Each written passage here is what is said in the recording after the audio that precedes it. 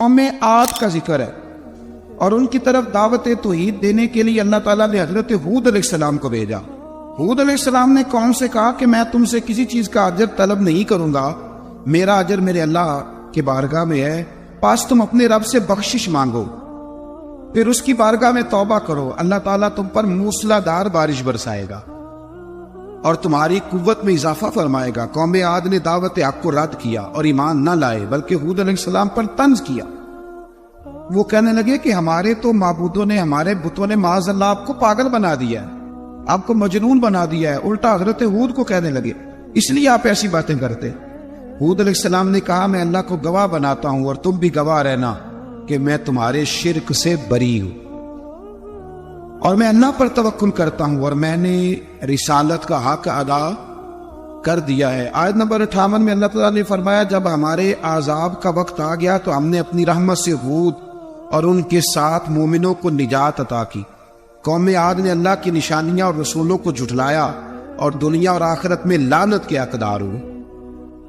آیت نمبر 61 میں پھر سے حضرت صالح علیہ السلام اور ان کی قوم سمود کے حالات کو بیان کیا گیا ہے۔ حضرت صالح نے کہا ہے میری قوم اللہ وحدہ لا شریک کی عبادت کرو، اس سے بخشش طلب کرو، اس کی بارگاہ میں توبہ کرو، اس نے تمہیں زمین سے پیدا کیا ہے، اس پر آباد کیا ہے۔ جواب دیا صالح ہمارے آباء و اجداد کے معبودوں کی عبادت کو روکنے سے پہلے ہمیں آپ سے بڑی امیدیں تھیں اور اب آپ ہمیں روکنے لگ گئے باپ دادا کے دین سے، لیکن اب ہمیں آپ کی دعوت کے بارے میں شکوک ہیں۔ صالح علیہ السلام نے اپنی قوم سے کہا کہ یہ اللہ کی اونٹنی ہے اور یہ تمہارے لیے نشانی ہے، اسے چرنے کے لیے آزاد چھوڑ دو اور اسے تکلیف نہ دینا، اللہ اکبر، ورنہ تمہیں عذاب پہنچے گا۔ انہوں نے اونٹنی کی کونچیں کاٹ ڈالی۔ صالح علیہ السلام نے کہا تم صرف 3 دن اپنے گھروں میں مزے اٹھا لو، 3 دن، پھر اللہ کا یقینی عذاب آئے گا۔ پھر ایک چنگاڑ نے ان کو آ دبوچا، وہ اپنے گھروں میں گھٹنوں کے بل اوندے پڑے رہ گئے۔ صرف صالح علیہ السلام ان کے ساتھ اہل ایمان اس عذاب سے بچے۔ یہ 3 قوموں کا ذکر ہو گیا، نوح علیہ السلام کی قوم کا بھی، ہود علیہ السلام کی قوم کا بھی اور حضرت صالح نے۔ آگے اللہ تبارک و تعالیٰ نے آیت نمبر 69 میں اس بات کا بیان فرمایا کہ حضرت ابراہیم علیہ السلام کے پاس فرشتے بشری شکل میں آئے، انسانی شکل، انہوں نے اجنبی مہمانوں کے لیے بچڑے کا بھنا ہوا گوشت تیار کرایا۔ آپ یقین کریں کچھ باتیں لوگ ایسی بیان کرتے ہیں کہ جن کو نہ سن کے بندے کا دل کرتا ہے کہ اس بندے کو بتائیں کہ یار یہاں تو دین سارا پڑھ۔ ایک صاحب مجھے کہنے لگے جی میں ایک پیر صاحب کے پاس گیا تھا تو بڑی مرغن غذائیں تھیں، انہوں نے میری بڑی خدمت کی پر مجھے نہیں اچھا لگا، پیروں کو چاہیے سادی روٹی رکھیں۔ میں کہتا ہوں پیرا وہاں سے لسٹ بنا خا انہوں نے کس طرح نہ ہونا چاہیے، یہ بہت بڑی مصیبت ہے۔ اگر آپ سادہ کھانا کھلا دیں تب بھی اعتراض ہے، اچھا کھلا دیں کہتے رولا ہے کوئی پیر چوکھے مالدار، دونوں طرف سے مسئلہ۔ تو کہنے لگا جی نہیں پیروں کا کیا کام ہے، وہ کڑائیاں اور وہ سارے۔ تو پھر میں نے انہیں کہا کہ آپ اس طرح کریں، گھر جا کے نا تو 12ویں سپارے کی تلاوت کریں۔ حضرت ابراہیم نے اپنے مہمانوں کے لیے بھونا ہوا کھانا تیار فرمایا تھا، تو آپ کیا کہیں گے کہ حضرت ابراہیم درویش نہیں تھے؟ عجیب بات ہے بھائی، آپ ہر بات میں اڑ جاتے ہیں۔ دین ہم نے وہ لینا ہے جو اللہ کا قرآن ہمیں دیتا ہے اور رسول اللہ کی حدیث ہمیں دیتی ہے۔ جب انہوں نے دیکھا کہ مہمان کھانے کی طرف ہاتھ نہیں بڑھا رہے تو ان کو ڈر محسوس ہوا۔ حضرت ابراہیم کو فرشتوں نے کہا کہ ہمیں قوم لوط علیہ السلام کے عذاب کے لیے بھیجا گیا ہے۔ حضرت ابراہیم کی بیوی کھڑی تھی، اس پر وہ مسکرائی تو فرشتوں نے اللہ کی طرف سے انہیں حضرت اسحاق علیہ السلام اور اس کے بعد حضرت یعقوب علیہ السلام کی بشارت عطا۔ اسحاق علیہ السلام حضرت ابراہیم کے بیٹے ہیں اور یعقوب علیہ السلام ہوتے ہیں، اور یعقوب علیہ السلام کے بیٹے یوسف علیہ السلام۔ ہاں اللہ اگر چاہے تو 7 نسلوں میں نبوت رکھ دیتا ہے اگر اس کی منشا۔ تو حضرت یعقوب کی بشارت دی، انہوں نے حیرت سے کہا کہ ہم دونوں میاں بیوی تو بوڑھے ہیں، اس عمر میں اولاد کیسے ہوگی؟ تو فرشتوں نے جواب دیا اے ابراہیم کے گھر والوں، تم پر اللہ کی رحمتیں اور برکتیں ہوں، اللہ کی قدرت پر تمہیں کیوں تعجب ہے؟ اللہ فرماتا ہے کہ بیٹے کی بشارت سن کر ابراہیم کا خوف دور ہو گیا اور پھر وہ قوم لوط کے بارے میں گفتگو کرنے لگے۔ ابراہیم بہت بردبار، اللہ سے آہوزاری کرنے والے اور اس کی طرف رجوع کرنے والے تھے۔ اللہ تعالیٰ نے حضرت ابراہیم علیہ السلام کو فرمایا اے ابراہیم اس گزارش سے آپ گریزہ رہیں اس کا یقینی فیصلہ ہو چکا ہے اور ان پر نہ ٹلنے والا عذاب نازل ہو کے رہے گا۔ وہ کیا گناہ کرتے تھے؟ لوط علیہ السلام کی قوم میں میں نے بتایا تھا، مرد مردوں سے بدفعلی کرتے۔ تو حضرت ابراہیم نے بھی عرض کی، بار بار گزارش کی، بحث کی کہ اللہ مہربانی فرما ان کا عذاب۔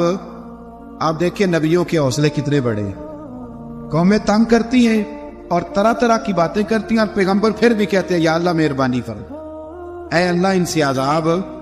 آیت نمبر 77 میں حضرت لوط علیہ السلام کی قوم کی بدعمالیوں اور لوط علیہ السلام کے اپنی قوم کو بدعمالیوں کے باعث فرشتوں کی آمد، قوم کے بدعمال لوگوں کے دوڑ کر آنے اور حضرت لوط کو ان کے سمجھانے اور ان کے انکار پر مضطرب ہونے کا ذکر ہے، جس پر فرشتوں نے حضرت لوط کو تسلی دی کہ آپ فکر نہ کریں، ہم آپ کے رب کے فرشتے ہیں، یہ آپ اور ہم تک نہیں پہنچ سکیں گے۔ آپ رات کے آخری حصے میں قوم کی طرف توجہ کیے بغیر ہجرت فرما لیں، اس لیے کہ صبح کے وقت ان پر عذاب آئے گا۔ جب اللہ کا عذاب آیا تو اس نے بستی کے اوپر کے حصے کو نیچے کر دیا اور قوم لوط کے اوپر اللہ کی طرف سے لگاتار نشان زدہ پتھر برسائے گئے، لگاتار پتھر آئے۔ آیت نمبر 84 میں اللہ تعالیٰ نے حضرت شعیب علیہ السلام اور ان کی قوم کا ذکر فرمایا ہے اور ان کے جرائم کو بیان کیا گیا ہے۔ وہ ناپ تول میں کمی کرتے تھے، دوسروں کو چیزیں کم تول کر دیتے تھے۔ اللہ تعالیٰ نے ان سے فرمایا کہ فساد فی الارض سے باز آؤ اور اپنے سے پہلے سرکش امتوں کا انجام دیکھ لو۔ جب حضرت شعیب کی نصیحتوں کا ان پر اثر نہ ہوا تو پھر اللہ تعالیٰ نے انہیں بھی عذاب سے ہلاک کر دیا۔ آیت نمبر 94 میں فرمایا کہ جب ہمارا عذاب آیا تو ہم نے اپنی رحمت سے حضرت شعیب اور ان پر ایمان لانے والوں کو بچا لیا، اور ظالموں کو ایک زبردست چنگاڑ نے پکڑ لیا تو صبح وہ اپنے گھروں میں اونٹے منہ پڑے تھے، گویا وہ کبھی وہاں آباد تھے ہی نہیں۔ آیت نمبر 96 میں حضرت موسیٰ علیہ السلام کو عطا کیے جانے والے 9 معجزات کا ذکر ہے۔ پھر فرعون اور اس کے پیروکاروں کے باطل روش کے باعث ان کی ہلاکت کا بھی ذکر فرمایا، اور دنیا اور آخرت میں انہیں ملعون یعنی لعنتی قرار دیا۔ جن بستیوں کو اللہ تعالیٰ نے ہلاک کیا ان میں سے بعض کے آثار موجود ہیں اور بعض کے آثار تک معدوم ہو چکے۔ ان میں سے ہر بستی والے اپنے ظلم کے باعث ہی ہلاک ہوئے۔ اللہ تعالیٰ کسی پر ظلم نہیں فرماتا، لوگ خود اپنی جانوں پر ظلم کرتے ہیں۔ جو شخص عذاب آخرت سے ڈرتا ہے اس کے لیے اس میں نشانیاں موجود ہیں۔ آیت نمبر 106 سے اللہ تعالیٰ نے انجام کے اعتبار سے لوگوں کی 2 قسمیں بیان کی، 2 قسمیں فرمایا، ایک ہے سعادت مند لوگ اور دوسرے ہیں بدبخت۔ فرمایا بدبختوں کا ٹھکانہ جہنم ہے جس میں وہ ہمیشہ رہیں گے، اور نیک بختوں کا ٹھکانہ جنت ہے، وہ ہمیشہ اسی میں رہیں گے، اور ان کے لیے اللہ کی طرف سے نا ختم ہونے والی عطائیں۔ آیت نمبر 110 میں حضور صلی اللہ علیہ وسلم کو تسلی دی گئی کہ جس طرح یہ لوگ قرآن کے بارے میں اختلاف کرتے ہیں، اسی طرح قوم موسیٰ نے تورات کے بارے میں بھی اختلاف کیا تھا، اور اللہ نے ان کے اعمال کا پورا بدلہ انہیں دیا۔ آیت نمبر 112 سے سرکشی کو چھوڑ کر احکامات دین پر استقامت اختیار کرنے اور ظالموں کے ساتھ میل جول رکھنے سے بچنے کا حکم دیا گیا ہے، اور فرمایا کہ ظالموں سے میل جول کا انجام دوزخ کی آگ ہے۔ ہم لوگ نہ شکوہ کرتے ہیں، کسی حکومت کو بنے ہوئے 6 مہینے گزرتے ہیں تو شکوہ شروع ہو جاتا ہے، حالانکہ وہ خود تو نہیں نہ بنتے، ان کو کوئی بنانے والا ہے۔ تو ظالم کا جو مددگار ہوتا ہے وہ بھی ظالم ہوتا ہے، اس لیے احتیاط کریں۔ اور یہ صرف سیاستدانوں کی بات نہیں، دنیا کے ہر معاملے میں آپ غور کریں کہ آپ کسی ظالم کے مددگار تو نہیں۔ اللہ تعالی ہمیں حق پر استقامت عطا فرمائے۔ آیت نمبر 114 میں دن کے دونوں طرفوں میں اور ابتدائی رات کے کچھ حصے میں اللہ تعالیٰ نے نماز قائم کرنے کا حکم دیا ہے، رات کے کچھ حصے میں بھی نماز پڑھنی چاہیے، اور یہ بھی بتایا کہ بے شک نیکیاں گناہوں کو مٹا دیتی ہیں، اور یہ نصیحت قبول کرنے والوں کے لیے نصیحت ہے۔ آیت نمبر 120 میں اللہ تعالیٰ نے فرمایا کہ ہم آپ صلی اللہ علیہ وسلم کو رسولوں کی تمام خبریں آپ کے دل کی تسکین اور تقویت کے لیے بیان کرتے، اور ان میں مومنوں کے لیے نصیحت اور عبرت ہے کہ ان ساری باتوں سے عبرت پکڑ لو۔ بچہ صرف وہی جو اللہ کے نبیوں کے طریقے پہ چلا اور نبیوں کے ساتھ رہا، باقی بچ سکے نہیں، اللہ تعالیٰ کی طرف سے توحید و رسالت اور وقوع قیامت کے دلائل بھی ہیں۔ آیت نمبر 123 میں فرمایا کہ آسمانوں اور زمینوں میں سب غیب اللہ ہی کے ساتھ مختص ہیں اور ہر کام اسی کی طرف لوٹایا جاتا ہے۔ آپ اسی کی عبادت کیجئے، اسی پر توکل کیجئے، اور آپ کا رب لوگوں کے اعمال سے غافل نہیں ہے۔ اسی پارے میں نا آگے سورۃ یوسف شروع ہو رہی ہے۔ اس کو اللہ تعالیٰ نے کہا ہے کہ یہ بڑا پیارا قصہ ہے، احسن القصص کا، قصوں میں سونا قصہ۔ تو یہ کچھ 12ویں پارے میں اور کچھ 13ویں پارے میں ہے۔ میں نے یہ ارادہ کیا ہے کہ یہ ایک ہی دن پوری بیان کی گئی۔ حضور غوث پاک کو اللہ نے بڑا اعزاز دیا، بڑی کرامات دی۔ آپ فرمایا کرتے تھے میں نے 40 سال اپنے رب کو راضی کیا ہے مصلی پہ بیٹھ کے۔ تو میرے مالک نے پھر پوچھا ہے کہ عبد القادر کچھ مانگ لے، کوئی بات کر لے، تو سیدنا غوث اعظم رضی اللہ تعالیٰ عنہ فرماتے ہیں کہ میں نے پھر اپنے رب کریم کی بارگاہ میں عرض کیا، مالک جو قیامت تک مجھ سے محبت کرے فضل کرنا، اسے بغیر توبہ کے موت نہ دینا۔ تو میرے رب نے میری اس دعا کو شرف قبولیت عطا فرمایا کہ جو مجھ سے پیار کرے گا، میرا نام لے گا، وہ بغیر توبہ کے نہیں مرے گا۔ جنات بھی آپ کی بارگاہ میں حاضر ہوتے۔ آپ کو شیخ بحر و بر کہا جاتا ہے۔ جب آپ نے منبر پر بیٹھ کر یہ اعلان فرمایا کہ میرا یہ قدم ہر ولی کی گردن پر ہے، تو خراسان کے جنگلوں میں معین الملت والدین عطائے رسول ہند الولی خواجہ معین الدین اجمیری موجود تھے۔ تو وہاں اعلان کرنے لگے، کہنے لگے غوث پاک صرف گردن پہ کیوں، آپ میری آنکھوں پہ بھی قدم رکھے، میرے سر پہ بھی قدم رکھے۔ اللہ نے ان اولیاء کو بڑا اعزاز دیا، انہیں اللہ نے بڑی شان دی۔ اپنی نسبت اللہ کے بندوں سے مضبوط رکھیں۔ ضروری نہیں کہ آپ کسی جگہ مرید ہی ہوں گے تو آپ کی نسبت مضبوط ہوگی۔ آپ خواجہ معین الدین سے پیار کریں، آپ حضرت بہاءالحق نقشبند بخاری سے پیار کریں، داتا علی اجویری سے پیار کریں، آپ غوث پاک جیلانی سے، آپ اللہ کے نیک بندوں سے محبت کریں، ان کا تذکرہ سنیں۔ اب تو پوری مہم چلی ہوئی ہے اللہ کے بندوں کے خلاف۔ لوگوں نے ایسا بار چلایا کہ بس جی کچھ بھی نہیں جی، آپ چھوڑے، آپ ڈائریکٹ کتاب و سنت کو پڑھیں، کوئی بھی نہیں جی، کوئی ولی نہیں۔ تو پھر وہ جو اتنی آیتیں، وہ حدیثیں، وہ سارا کچھ، اس کا مطلب ہے امت میں ولی ہوتے ہی نہیں۔ تو الا ان اولیاء اللہ لا خوف علیہم ولا هم یحزنون کا کیا معنی ہے؟ اس کا کیا مطلب؟ آپ نے تو ملیا میٹ کر دیا سارا، پوری مہم چلی اللہ کے بندوں سے پیار کریں۔ اور میرے نبی پاک صلی اللہ علیہ وسلم نے فرمایا جو جس سے پیار کرے گا قیامت کے دن اسی کے ساتھ اٹھایا جائے گا۔ اور حضرت ابو ذر غفاری نے عرض کیا تھا یا رسول اللہ اگر وہ ان جیسے عمل نہ بھی کرے تو فرمایا اللہ بڑا کریم ہے، ایمان کی سلامتی سے جائے اللہ ان کے ساتھ ہی کھڑا فرما دے گا۔ سیدنا غوث اعظم کی کرامات اتنی متواتر کے ساتھ ہے کہ ملا علی قاری فرماتے اتنی تو کرامتیں سنی نہیں جتنی غوث پاک کو اللہ نے عطا فرمائی۔ رب کریم نے انہیں درجہ دیا، وقار دیا، ان کی دعاؤں کو قبولیت دی، اللہ نے انہیں اعزاز کے ساتھ نوازا، اللہ نے ان پر فضل فرمایا۔ ایک تاجر تھا تو ملک شام جاتا تھا اکثر تجارت کرنے کے لیے، مال کما کے لاتا، غریبوں کی بھی مدد کرتا، مدارس کی، مساجد کی، سب جگہ جہاں دین کی ضرورت ہوتی پہنچتا۔ ایک بغداد میں اور درویش بھی گزرے جن کا نام شیخ حماد ہے، وہ بھی بڑے درویش تھے۔ وہ تاجر شیخ حماد کے پاس گیا، کہنے لگا میرے لیے دعا کر دے، میں جا رہا ہوں سفر کے لیے۔ تو انہوں نے کہا میں صبح بتاؤں گا۔ استخارہ کیا، صبح کہنے لگے نہ جانا، تیرا مال بھی لوٹ جائے گا اور تو قتل بھی ہو جائے گا۔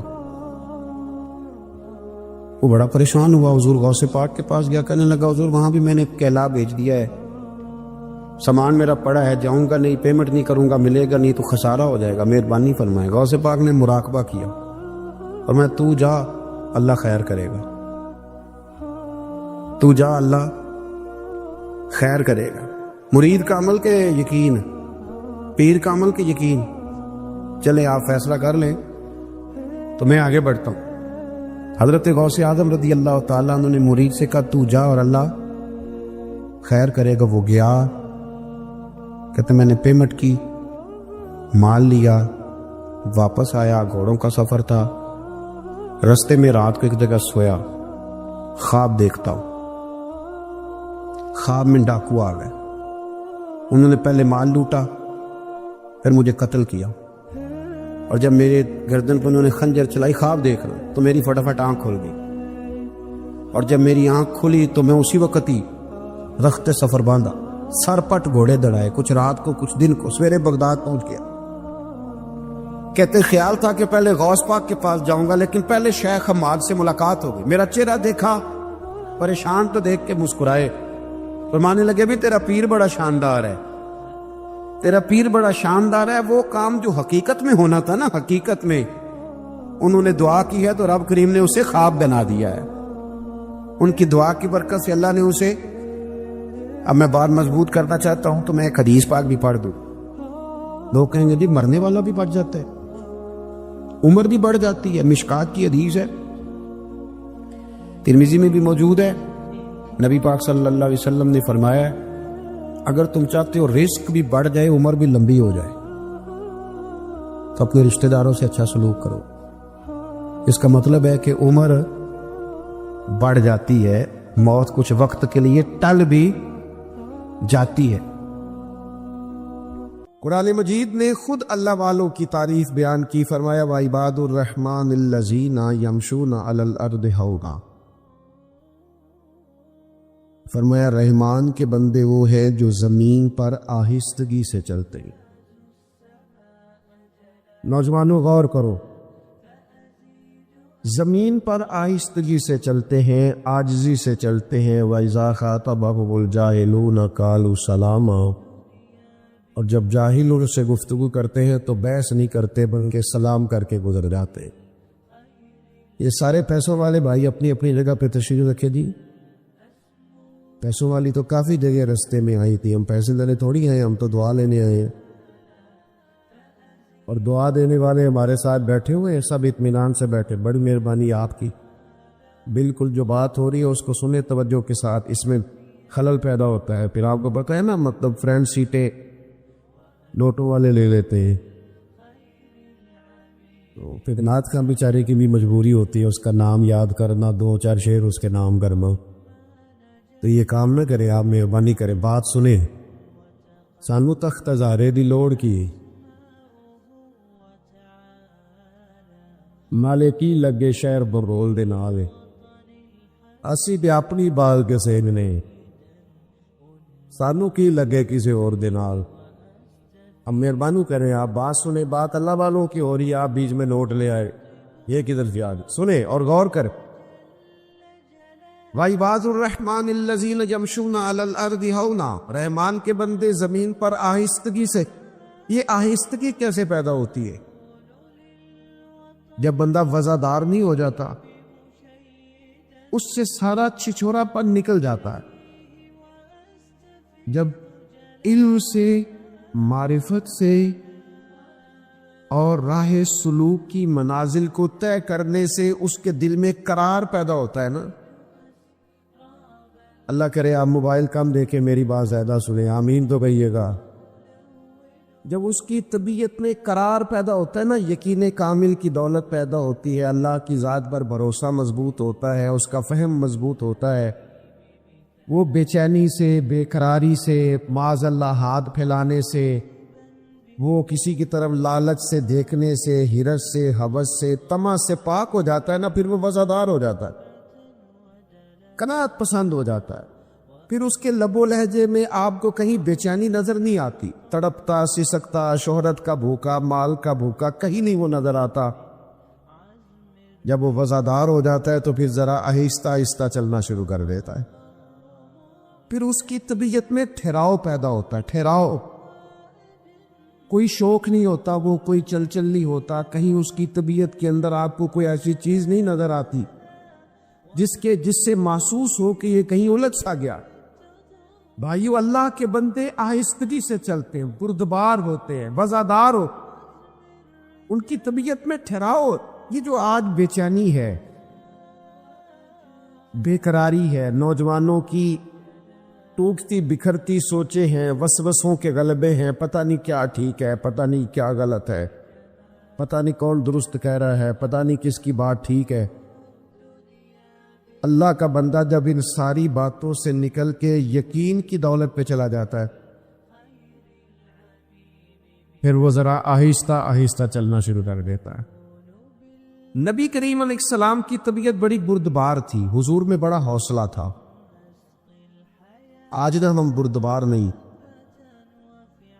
ہمارا دشمن، ہمارا مخالف ایک پوسٹ کرتا ہے ہمارے خلاف، پھر ہم اپنی ساری صلاحیتیں اس کو جواب دینے میں لگا دیتے ہیں، اصل کام رہ ہی جاتا ہے، پھر سارا ٹائم لگ جاتا ہے اس کو جواب دینے میں۔ اللہ کے بندے، اتنی فرصت کس کو ہے؟ اتنی فرصت کس کو ہے کہ ہر ایک کے منہ لگے؟ آپ میں بردباری، ٹھہراؤ، حلم، رکنا، ٹھہرنا، سخت ترین بھی اگر کوئی شخص آپ کے ساتھ بات کرے تو آپ بردبار بنے، تھوڑا سا میں ہنس کے ٹالنے کا مزاج بنائے۔ اگر سب کی سطح پہ اتر کے ان سے بات کرو گے تو آپ کا کوئی معیار نہیں رہے گا زندگی میں۔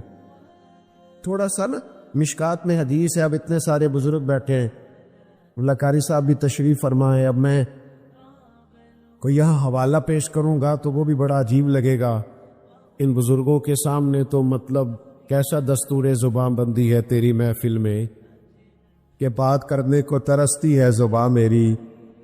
چلو میں کسی سے کوئی دو باتیں ادھار لے کے کر دیتا ہوں، اس نے کہا تھا کہ انہی کے مطلب کی کہہ رہا ہوں، انہی کے مطلب کی کہہ رہا ہوں، بس زبان میری ہے، بات ان کی، اور انہی کی محفل سوارتا ہوں، چراغ میرا ہے، رات ان کی۔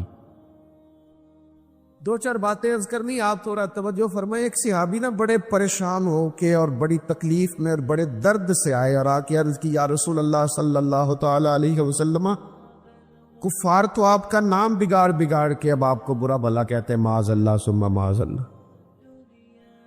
اس کو سمجھیے گا، آپ کا کیا خیال ہے؟ چڑھانے والا زیادہ خطرناک ہوتا ہے کہ چڑھ جانے والا؟ آپ چڑھنا چھوڑ دیں، لوگ چڑھانا چھوڑ دیں گے۔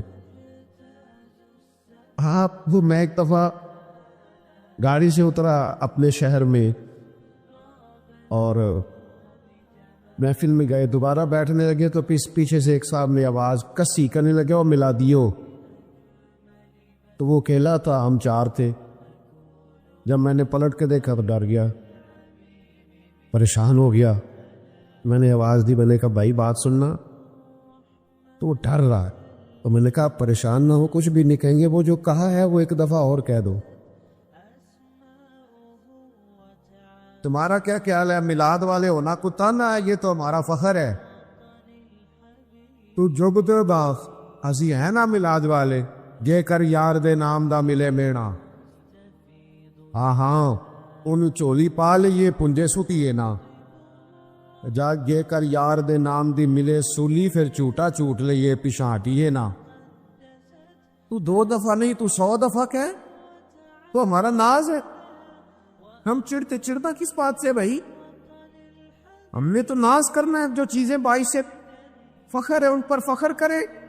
یہ سنیں مشکات کی حدیث عرض کر رہا ہوں۔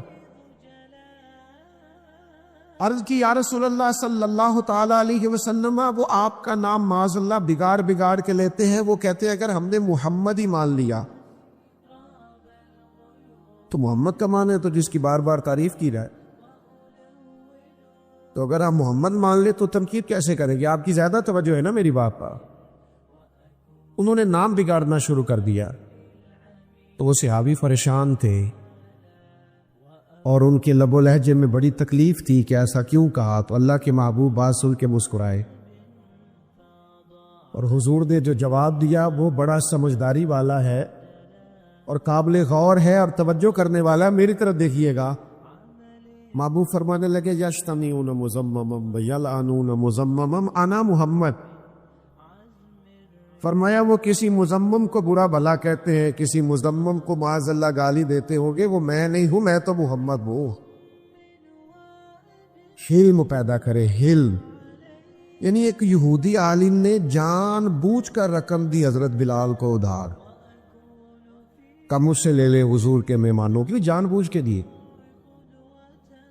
اور پھر جو وعدہ تھا اس سے 3 دن پہلے مطالبہ بھی کرنے لگا، پہلے ہی آ گیا لینے کے لیے، اور آ کے بات بھی بڑی سخت کی۔ حضور کھڑے تھے مدینہ منورہ کے چوک میں، جناب فاروق اعظم بھی حاضر بارگاہ تھے، کہنے لگا وہ رقم دے، تو محبوب نے فرمایا ابھی تو 3 دن باقی ہیں. اس نے بڑا سخت جملہ کہا, سخت, میں نقل نہیں کرتا, سخت جملہ. حضرت عمر نے تلوار نکال لی نیا اسے. حضور نے فرمایا عمر جلدی نہ کر, اس نے پیسے لینے, اس کا حق کیا تقاضا کرے. یہ ذرا بردباری تو دیکھو میرے نبی پاک کی. ذرا ذرا سی بات پہ ہاتھ پیر پھولتے ہیں نوجوانوں کے. ذرا پریشانی آئی نہیں اور یہ جناب بڑے بڑے سخت باتیں کرنے لگے, میں نے جی کے کیا کرنا ہے, رہ کے کیا کرنا ہے. آپ مومن ہیں؟ مومن اور ڈپریشن, مومن اور انزائٹی, مومن اور خوف. ایمان آتا ہی وہاں ہے جہاں انسان کو طاقتور کر دیتا. یہ کہاں سے آ گئے سارے نام جو ہم نے رکھ لیے؟ غور کریں اور یاد رکھیں. اس نے بڑی سخت بات کی تو محبوب فرمانے لگے عمر اس نے پیسے لینے, اس کا حق ہے, تو مجھے کیا جلدی دے دے, اسے کیا ذرا نرمی کرے. جا فلاں جگہ کھجوریں رکھی ہیں, تول کے اس کا سارا قرض ادا کر دے, اور یہ جو تو نے ڈانٹا اور گھورا ہے نا, تھوڑی کھجوریں زیادہ بھی دے دینا. حضرت فاروق اعظم تھوڑے مزاج کے جلالی تھے, کہتے میں چلا تو گیا اور کھجوریں بھی دے دی, تھوڑی زیادہ بھی دے دی. اب وہ یہودی عالم نا مجھ سے چھوٹے چھوٹے سوال کرنے لگا حضور کے بارے میں. میری طرف دیکھیے گا, وہ سوال کرنے لگا تو فرماتے میں اب غصے میں تھا, میں تلخ تلخ جواب دیتا. وہ سنو جوانو, وہ یہودی عالم کہنے لگا عمر یار مجھ پر جلدی نہ کر, میری مجبوری سمجھ, میں آسمانی کتابوں کو جاننے والا عالم ہوں, میں کوئی جذباتی فیصلہ کر نہیں سکتا تھا. میں نے نا آخری لبی کی جتنی علامات پڑھی تھی وہ ساری مدینے والے میں پائی جائے. ایک علامت حضور کی یہ پڑھی تھی کہ جیسے جیسے کوئی جہالت کرتا جائے گا نا, حضور کا حلم بڑھتا جائے گا, نبی پاک کی بردباری بڑھتی جائے. میں نے ساری علامتیں حضور میں دیکھ لی, میری مجبوری سمجھ.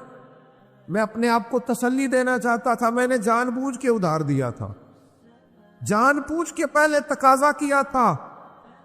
عمر یار میرے ساتھ مہربانی کرنا, میں نے دیکھ لیا ہے جتنا حلم میں نے مدینے والے میں دیکھا ہے, جتنا ظرف میں نے حضور میں دیکھا ہے, جتنا حوصلہ کریم محبوب میں دیکھا ہے, اتنا میں نے کہیں نہیں دیکھا. اب اس طرح کر, میرا سفارشی بن, مجھے ساتھ لے جا, میں نے حضور کا کلمہ پڑھنا.